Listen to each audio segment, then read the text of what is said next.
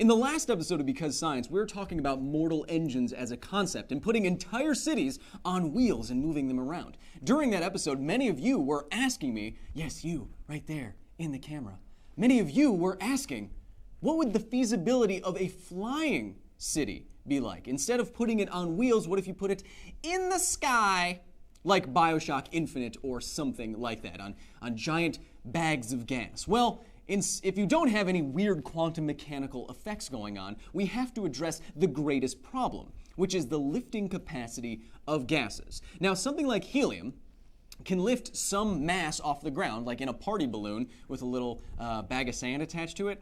I don't know, that feels nostalgic for me. Something like helium can lift stuff off the ground because it is less dense than air. And because it is less dense than air at normal temperature and pressure, that means that some volume of helium weighs less than the air that it displaces in that volume. So it's like a beach ball. If you put a beach ball underneath the water, the volume of water that beach ball moves out of the way weighs much more than the beach ball. That's why it gets pressed upwards by a buoyant force. The same thing happens to helium. Just consider air to be a fluid, and it is, physically speaking. So, helium can lift stuff because it is less dense than air. What is the lifting capacity of helium, though? Well, if you do the numbers, it's about 1 kilogram of lift mass for every cubic meter of gas that you have. And for context, if you're looking at this frame, as I am understanding I'm appearing to you as, it's hard to say these days, I'm in about a cubic meter of space, kind of. So all of this can lift 1 kilogram. The average person is 60 to 80 kilograms, so that's a lot. So let's get back to making a flying city. If you wanted to lift just a single building, let's take a particularly large building, because it's part of a city, the Empire State Building. Now, the Empire State Building is 365,000 tons, or 365 million kilograms, which means, as we just said, the amount of helium you would need to just lift this one very large, admittedly, building is 365 million cubic meters, which is 0.365, if you do the math, cubic kilometers, which is a lot. It is so much so that I have drawn this circle very intentionally. If you needed 0.365 cubic kilometers worth of gas to just lift the Empire State Building, the radius of that sphere would be the same height. Well, the radius would be the same length that the Empire State Building is tall. Now, think about that for a second. Look how big this bag of gas would have to be if you wanted to lift the Empire State Building. It's an absolutely enormous amount of helium. And it's so big, in fact, that 0.365 cubic kilometers of helium is 1% of all the helium that we have in reserves on Earth. So just to lift a single building in our flying city, you would need 1% of all helium that we can get our hands on. It's escaping to space each year, so it gets harder and harder. So the feasibility of making something like a flying city, at least as we're describing it, lifting gases like helium or something lighter than air, not some weird quantum mechanical effect, it would take so much gas just for one city, like you see in BioShock Infinite or something, that would make it incredibly expensive. You would need most of the world's helium, and it'd be very precarious. This would escape over time, and then you'd have to refill it with more. But what more? There's no more helium in the world. That's how they talk in anything with flying cities. So consider that. For my money, I would put a city on wheels. Baby, hello, and welcome to another edition of Because Science Live, the live edition of this channel where I take all of your nerdy questions and try to answer them off the top of my head. Now, I'm not an expert in anything, literally, but I do know a little bit about a lot of stuff, so consider me your nerdy conduit for all of the questions that you may have for me today. I have Nate here somewhere or something. Yeah, I'm here. You say that, but it doesn't really mean much, does it? I'm here. Yeah, okay. Funny. What do we got? How's the chat looking? Lively? Looking good. Ooh, it's looking Blake. What do we got? That was bad. It's a fine pop culture reference. From Philly Phil Ramos. What exactly happens when you put water on a grease fire? Why does it react that way? Ooh. So, why you never ever want to put water on a grease fire is because of something like this. So imagine you have a pot of water here and it is being heated up by your stoves and various burners. And Burner Herzog, if you will. Sorry. And you had, shut up, and you had, it's funny, and you had your oil here. Now, when oil gets very, very hot, it can easily combust, and you can light it on fire and stuff like that. That's bad in the first place. So if you had an oil fire, it's already on fire, it's very, very hot. So a normal reaction, just from fire that we're used to, is pouring water on it to put it out. Except in this case, you would be doing yourself a disservice and you might burn the entire house down. It happens every year when people try to fry turkeys and such. So let's now imagine that we have our, so we have an oil fire happening in our pot here. And then we put our water in. And as we put our water in, something dangerous happens. This is so hot now that as you put the water in, to try to put it out, instead that water flashes to steam. And that steam, as we went through in many Because Science episodes, when water becomes steam, it expands by hundreds of times, 1,500 times the increase in volume. So this little amount of water that you poured into the grease now expands by a factor of over 1,000 and throws that grease everywhere with that steam as it expands. And as the oil is thrown everywhere, it's more surface area that the oil is in contact with, it is more oxygen that has available to combust, and so it creates a conflagration of culinary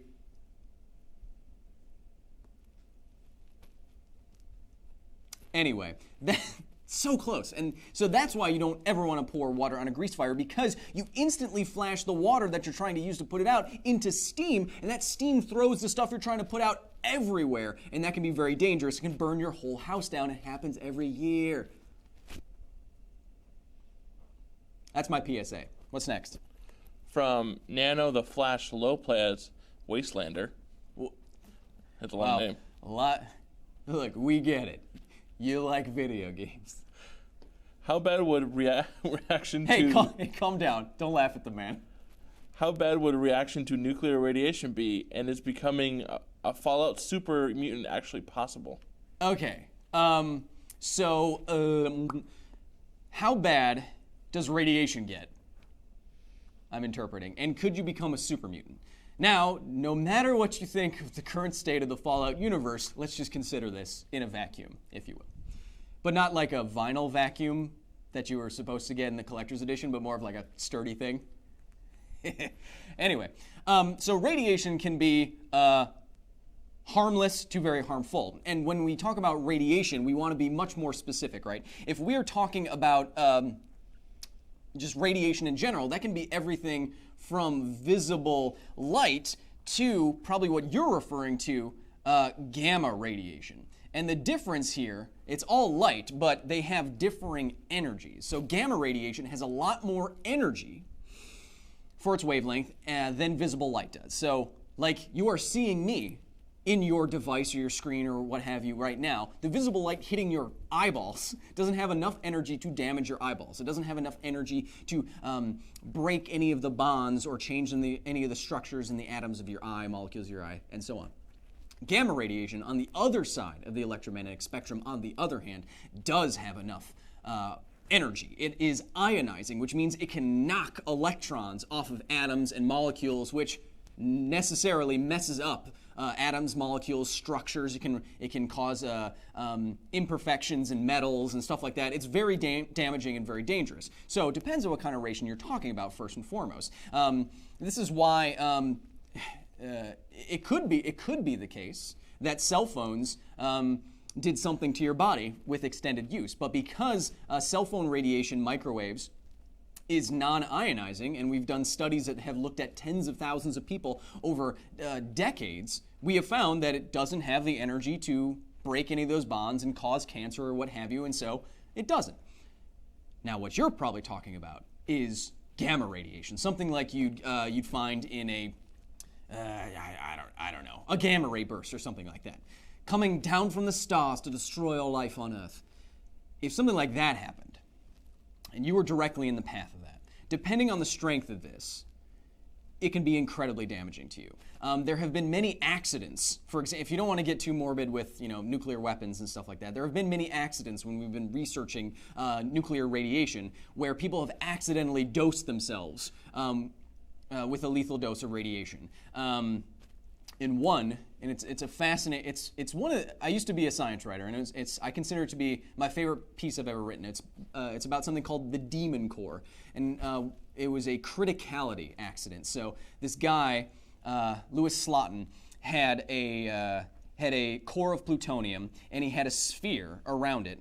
This might be the other guy who did it, but anyway, they had shielding around it, and they were testing how much they could shield the plutonium before it reflected enough neutrons back on itself that it would become critical and release, nuclear bomb levels, amount of radiation, that kind of thing. His hand slipped, and the shielding closed over the plutonium, and in that instant it went critical. And they reported that they felt a flash of heat and a wave of blue light.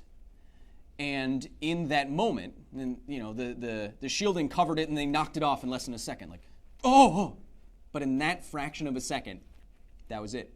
One of them, I forget his name off the top of my head, but one of them reportedly said, after that criticality accident, he looked at everyone in the room and they said, well, that's it. I think he died a week later. So that's on one far end of the spectrum. Too much radiation can give you a lethal dose where you will die in a few hours, if not a few days. But it's not instantly lethal, like you may expect something happening in the Fallout universe.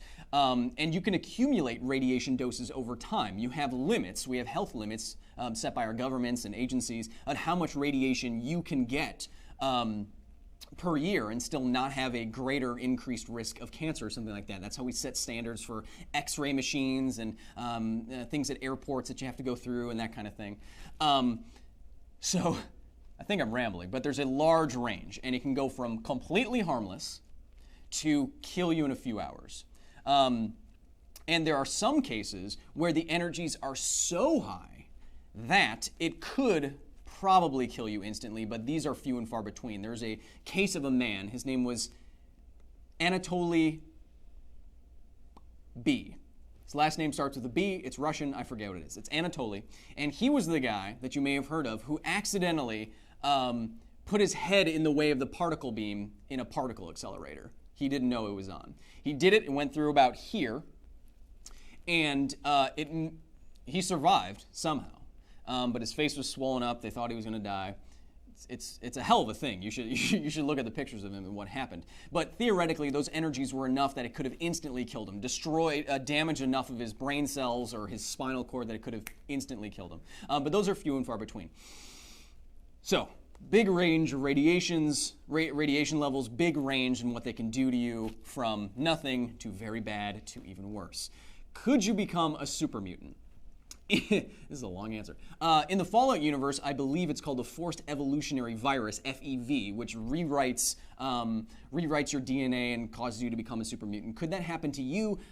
I don't know. I know viruses, or the bodies of viruses, could be used as a vector, something to transport genetic information into your body, because viruses are very good at doing that in your body. So we could use that to put information into your body, and then your body would have to uptake that information and start expressing it through proteins and RNA and stuff, and then your body would just have to start making morphological changes and all that stuff. I've had a lot of caffeine, and I don't know if that would lead to the kinds of effects that you see. It would probably just give you cancer, not make you into a giant green Hulk. Gamma radiation? Did they rip that off? No, I'm not claiming that. I don't think I answered your question, but you know what? I'm done with it. What's next? From NS Greenie. Woo! Having fun today. Hey Kyle, who is the most influential person in your life? Oh, dang, dude. You hit me with a heavy one out of nowhere. The most influential person in my life. That's hard to say. I spend most of my time doing this kind of work. Most of my day is spent in my head. Maybe some of you can relate. Thinking of things and trying to sound intelligent in real time, which is difficult. And so I don't get a lot of time these days to do as much reading as I do, to do as much reading as I would want, or to watch enough, documentaries or that kind of thing. So I can't really pinpoint a main, signpost for me right now that determines what I want to do. I will say, and I've told this story before, and it's a little name droppy, but just bear with me for half a second. What really drives me today is one time I was hosting the Q&A for Bill Nye's documentary about his life called Bill Nye Science Guy. And I was on stage, I was hosting the Q&A with Bill Nye, and someone asked him, what is this, what do you think your influence is on future generations, and where does, being a science guy or something like that go from here? And I know it was just because I just happened to be there.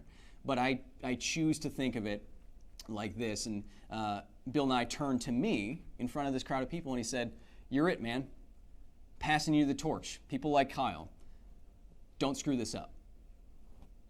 And after I stopped freaking out internally, that's kind of what drives me.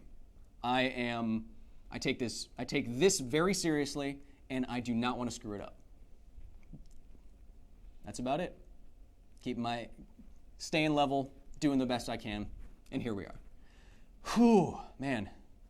Anyway, what's next? Ooh, I'm goofy again. From Trillathon Storm Rage. Wow. Did you get your name out of a Skyrim name generator? I'm sorry. I don't know. I'm a whole mix of emotions at the moment. Which do you think is better, a photon torpedo or a proton torpedo? This is an episode I was gonna do. Did I do it? Did I do this?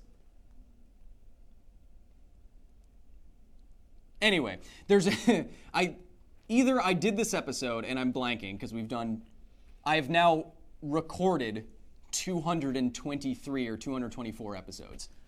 It's a lot. But if I haven't done this episode, it is definitely on my list because there is a big difference between proton torpedoes. I've done an episode on proton torpedoes, but not versus, I think. There's a big difference between proton torpedoes and photon torpedoes. I think what proton torpedoes mean is an antimatter reaction using protons, which is possible. And photon torpedoes are an antimatter reaction involving electrons and positrons. Photons and stuff.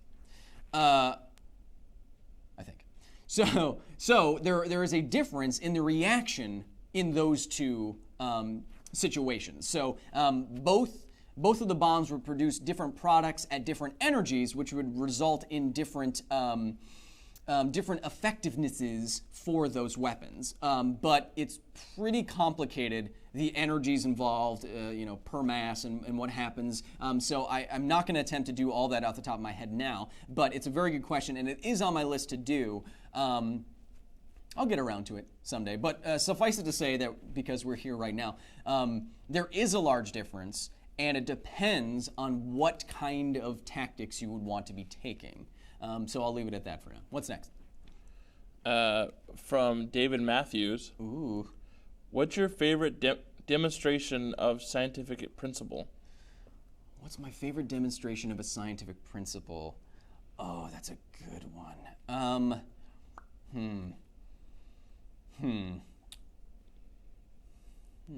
Well, this gets a little... Okay, follow me on this one.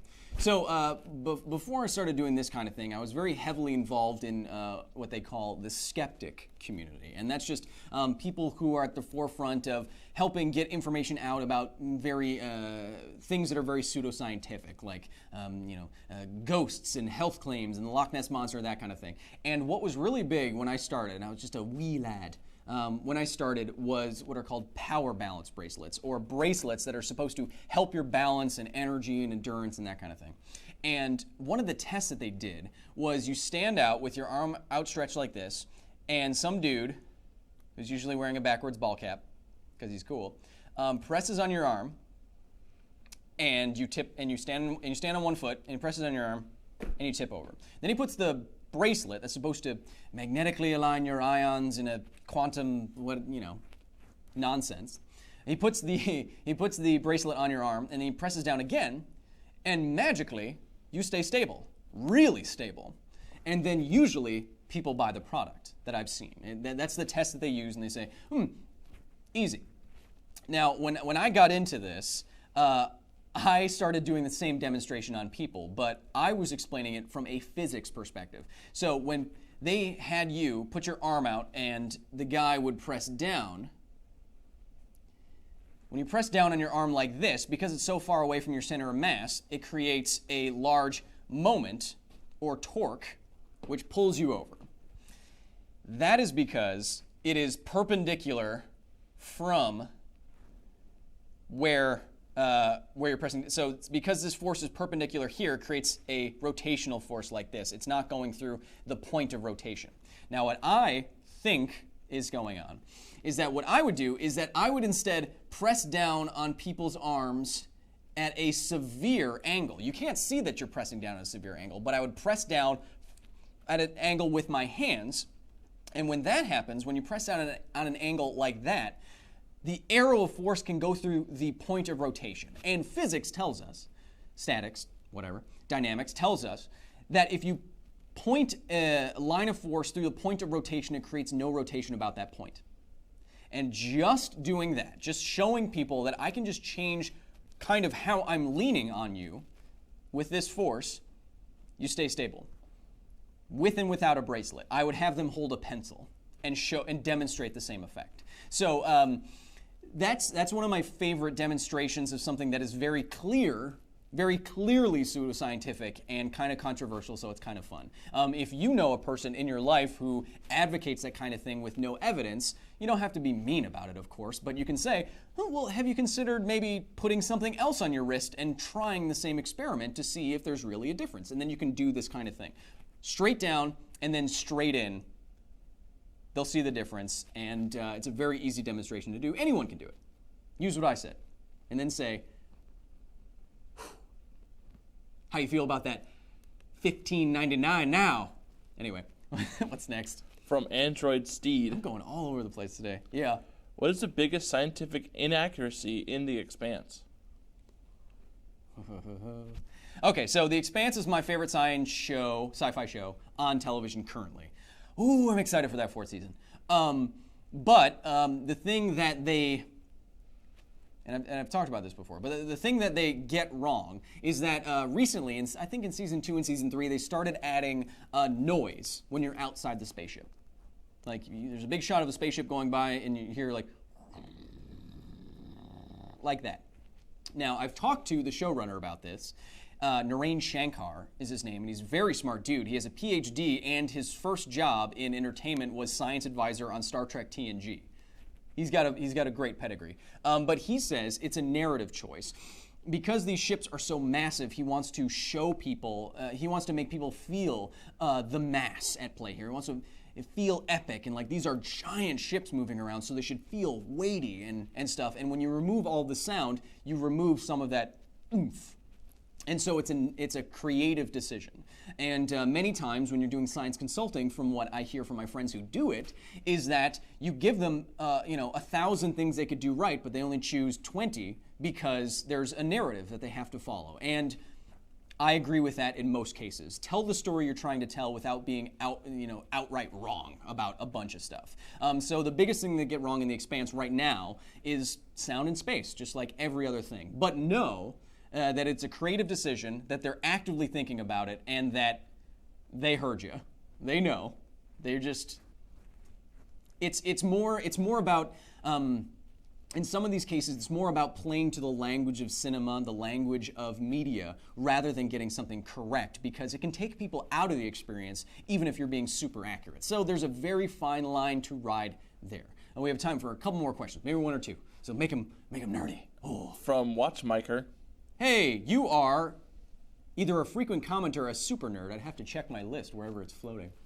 Anyway, hello. Do you think nanobots in the brain are possible to download information? Nanobots in the brain to download information. That is really hard to say. I don't know. How are the nanobots functioning? Are they functioning as like additional connections in your mind?